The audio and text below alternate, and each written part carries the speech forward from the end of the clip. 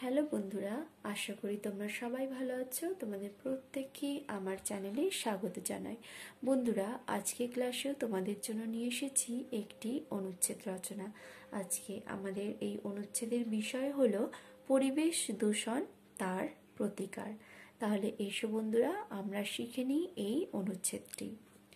আলো, বাতাস, জল, স্থল, গাছপালা, জীবজন্তু, এই সব কিছু নিয়েই আমাদের পরিবেশ।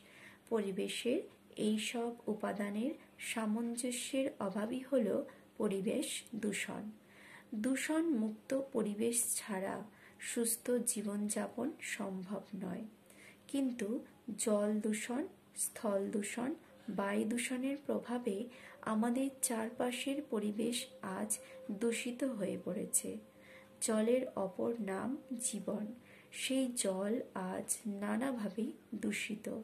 কলকারখানার বর্জ্য পদার্থ, কৃষি জমিতে রাসায়নিক সার, সমুদ্রের জলে তেলের মিশ্রণে জল দূষিত হয়ে ব্যবহারের অযোগ্য হয়ে পড়ছে। ফলে মানুষ নানা রোগে আক্রান্ত হচ্ছে। মৃত্তিকাও আজ নানাভাবে দূষিত। মাটির উৎপাদিত শক্তি কমে যাওয়ার রাসায়নিক সার, কীটনাশক ওষুধের প্রয়োগ মৃত্তিকার উৎপাদিকা শক্তি কমিয়ে দিচ্ছে।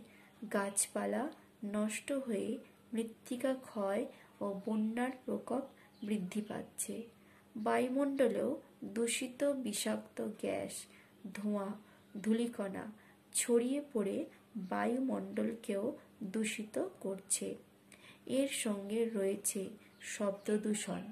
ফলে মানুষের ক্যান্সার, যক্ষ্মা, হাঁপানি, বিভিন্ন চর্মরোগ প্রভৃতির প্রকোপ বাড়ছে। বধিরতা, মাথার যন্ত্রণা, রক্তচাপ বৃদ্ধি, হৃদরোগ, মানসিক রোগ দেখা দিচ্ছে। কিন্তু এর প্রতিকারের প্রথম পদক্ষেপ হিসাবে বন সংরক্ষণের ব্যবস্থা করতে হবে।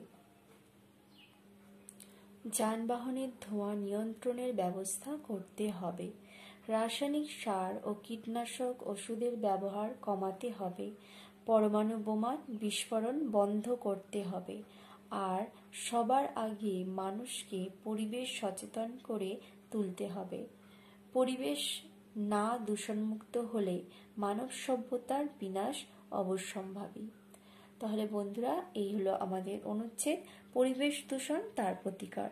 যদি তোমাদের ভালো লেগে থাকে তাহলে অবশ্যই ভিডিওটিকে লাইক এবং শেয়ার করবে, সাবস্ক্রাইব করবে আমার চ্যানেলটিকেও, সঙ্গে বেল আইকনটিকেও প্রেস করে দিবে, যাতে আমার চ্যানেলের সমস্ত তথ্য তোমরা সরাসরি পেয়ে থাকো।